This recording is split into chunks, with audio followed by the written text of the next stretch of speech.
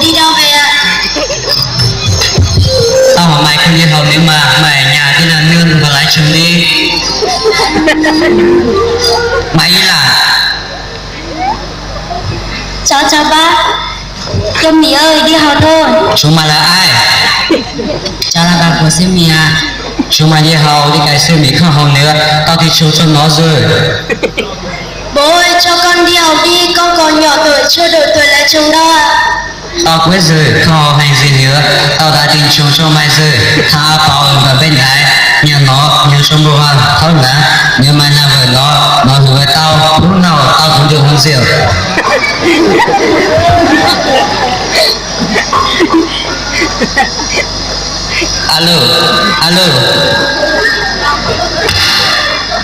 Alo, A Bảo, mà đến nhà tao mách cái sư Mỹ thì mang rượu cho tao nữa.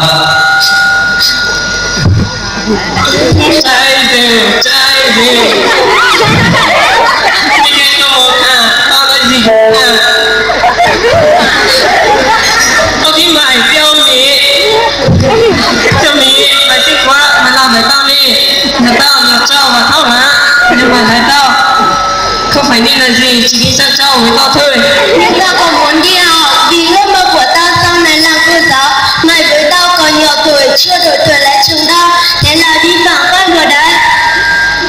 Cái mong gì, người mong mình cái gì đổi tuổi thì cứ làm lái thôi.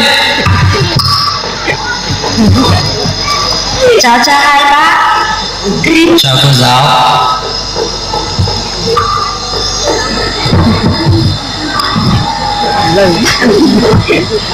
Cháu ơi.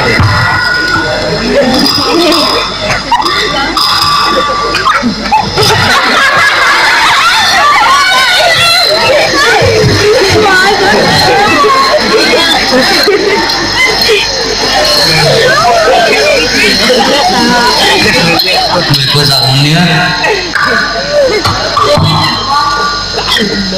Cô giáo đang nói chuyện.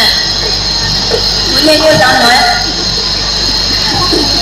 Cháu là cô giáo của Diêu Mỹ nghỉ học 1-2 hôm là rồi. Bác cho Mỹ đi học đi. Sau này lớn lên trường sau, Mỹ học rất giỏi và có ước mơ sau này làm cô giáo để giải trí cho các em còn nhỏ ở bạn mình. Đi học thì cuộc sống sau này mới đỡ khổ. Tao hiểu rồi. Thế chúng mình chỉ đến chơi thôi ạ. Sắp đến 20 tháng 11 rồi. Trường mình tổ chức nhiều hoạt động lắm. Thi văn ngày này, thi trò chơi, thi bóng cười này và nhiều trò chơi lắm. Cho con đi với, thế thì chúng ta cùng đi nào các bạn.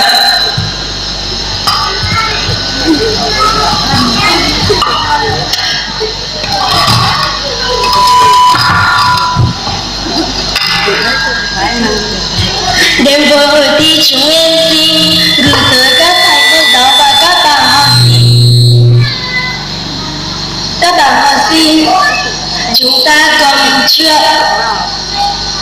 còn trẻ, còn nhiều ước mơ và còn đi học. Đừng vì tình yêu mà đi lấy vợ lấy chồng. Cuối cùng xin chúc các thầy giáo mạnh khỏe, các bạn học sinh có kết quả học tập tốt. Xin chúc hội thi thành công rực rỡ.